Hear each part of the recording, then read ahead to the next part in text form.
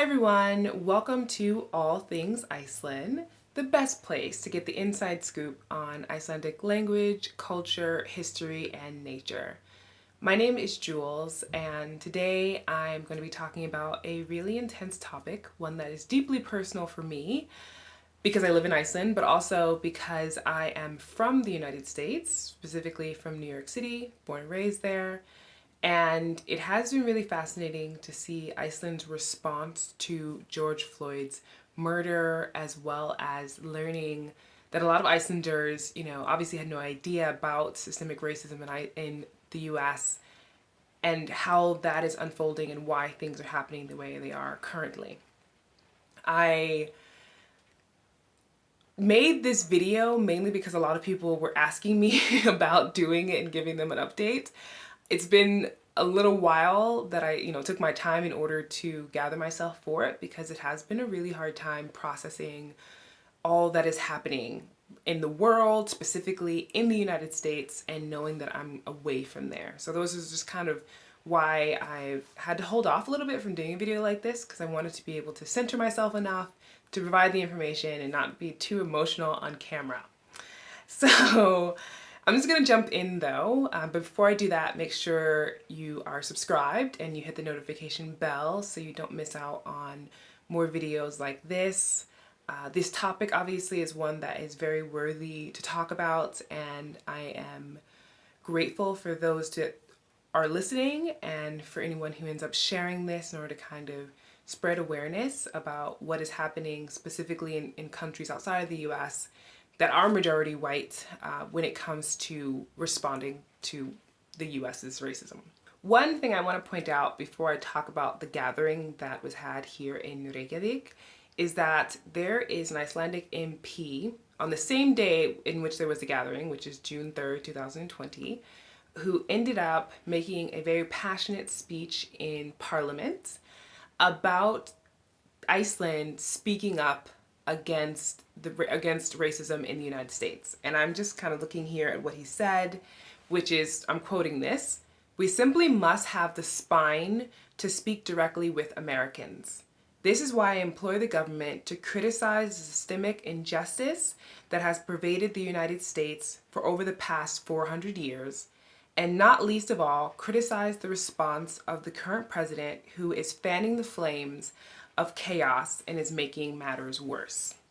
So I'm just gonna start there, right? With that same day, I think it was maybe an hour or so before the gathering was to happen, this MP made that speech.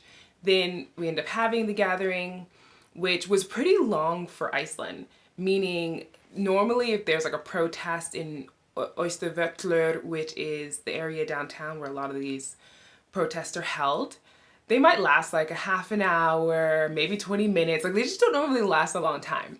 But this time it lasted over an hour, I believe, if I'm thinking about this correctly. Because I know that I was doing a live and a friend of mine was holding the camera for me while doing a live on Instagram. And he was holding that for probably 20 minutes. So, and my battery was starting to die, so I had to stop filming. But we were there, and the stories from Black Americans that live in Iceland, as well as some people of color that are Icelandic, spoke about their experiences. And it was, I believe, tough for people in the crowd who are Icelandic, who have no idea about just how deep systemic racism is and how menacing and how much it is affecting Black lives, and really how Black lives haven't mattered at the same level as white lives. And this has been pervasive for the last 400 years. And I think there was a wake-up call for a lot of people in Iceland to hear some of the stories about people way before George Floyd, like Emmett Till. And it just hurts when you hear the stories recounted as a Black American, just because you've learned about it, or at least I learned about it, I should say, from growing up, my family specifically educating us on the different horrific things that have happened. And then as an adult, learning about mass incarceration and many other different types of oppressive acts that have been written into law. So for Icelanders, this was just like, whoa, seriously? Like, this is actually a real thing?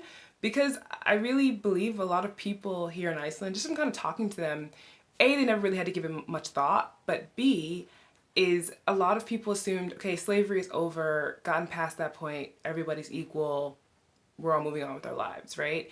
And not really understanding the impact or the strategy over time that's been taken in order for people to get to where they are, which is rioting and protesting because they're just fed up. Enough is enough. So that gathering, though, just as like a fun fact, there were about 4,000 people that came. And mind you, even though we are not and never were in lockdown for COVID, we still have always had some type of gathering ban here in Iceland. So the ban is for 200 people or less. And you would think, okay, yeah, obviously this is probably not the best idea in the world for that many people to meet.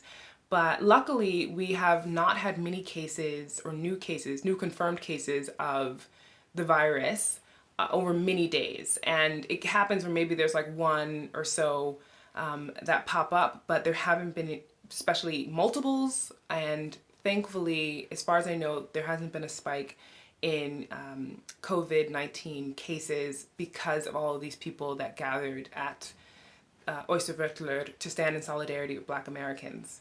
So even though we were technically breaking the gathering ban, it still worked out really well. And another great thing is that the police were there. And I think the police chief even was just standing there in the crowd listening as well. Everything was peaceful. I didn't even see the police, which is funny, until I was leaving with a bunch of other people, and they were just kind of at the end making their rounds or something just to see if anything was left over.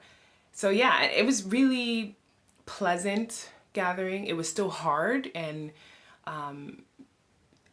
I know a lot of emotions came up for me and a lot of the other people that are around who are Black people.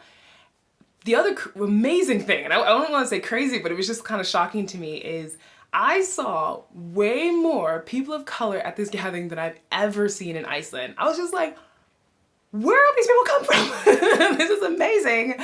And I was just so happy to see that it's a lot more diverse than I have ever known. And I mean, granted, a lot of people, they mind their business just like I do. They go on about their lives. It's not like everybody who has darker skin knows each other. It's not, and I don't think we have to, all know each other by name. But I do feel like it was comforting to see that, along with people who would be categorized as white were there and listening and really trying their best to show their support and wanting to understand what else they could do. Now, the other response Iceland is having to George Floyd's murder and racism in general is that all that is going on in the world is making it so that nations like Iceland are being forced to reflect on themselves and see, oh, is it possible that we're racist, right? Or that we're doing things that are racist? And I think it's amazing that people within Iceland, different people of different backgrounds who are Icelanders, but may not look like the typical Icelandic look that people, especially foreigners, perceive, or even that Icelanders, white Icelanders, have internalized as being Icelandic, has started to pop up. And people are telling their stories about feeling discriminated against, the microaggressions that come up. One in particular is, let's just say you have a person who is a little lighter than I am and born and raised in Iceland, speaks Icelandic perfectly, talks to an Icelandic person who is white in Icelandic, and that Icelandic person talks back to them in English and continues to talk back to them in English, even though they are consistently talking to them in Icelandic. So this is something that has happened. There have been other instances that I am actually planning a podcast episode around in order to talk with an expert on this topic, because this woman, Kristín Loftsdóttir, who is the professor of anthropology, one professor of anthropology at the University of Iceland has been doing a lot of work in this area, and for over a decade definitely has been writing about whiteness, racism, and Nordic exceptionalism in Iceland. So I'm looking forward to that conversation just to get a better idea, because I didn't know about any of these things. And in a way, like, I was somewhat blissfully ignorant to the racism in Iceland because I haven't really experienced anything like this.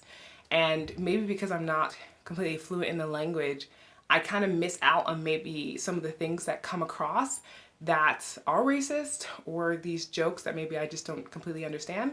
So I think that's the other thing. So it's kind of like a twofold thing happening here in regards to Iceland's response. It's, as a nation, people are absolutely horrified by the inhumane murder of George Floyd, and then learning about the history and condemning the US about this and wanting to be part of change and educating themselves.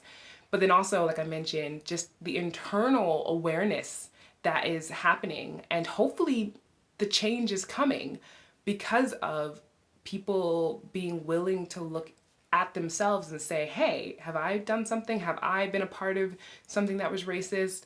Or have I been perpetuating racism without even realizing it? So this is, I think, a major step for the country, and it looks like even for many parts of the world, which I am very proud to be in at this moment, even though it has been extraordinarily hard, like I said earlier, to process a lot of what's going on. And we can't hide from this. We're all in this together. This is literally a fight for humanity. And I'm just not one of those people who works on hope being a strategy. I don't hope that things will continue to change. I am taking action to help that. And if you are one of those people that also wants to be anti-racist and wants to understand how to eradicate racism, I've provided links in the description box for you to check out resources on how you can help with fighting against racism, with educating yourself, and you potentially figuring out your biases, and also just how to be a great ally for people who need you. And as always, I appreciate people who are watching and listening to this. I will continue, of course, to talk about this topic in different ways, but at least you have a sense now just what the initial response has been. And like I mentioned, I think this is something that will continuously develop, and I'll give an update on it as I see things changing, and hopefully they change in a positive way for sure. So thanks for watching, and I will see you in the next one.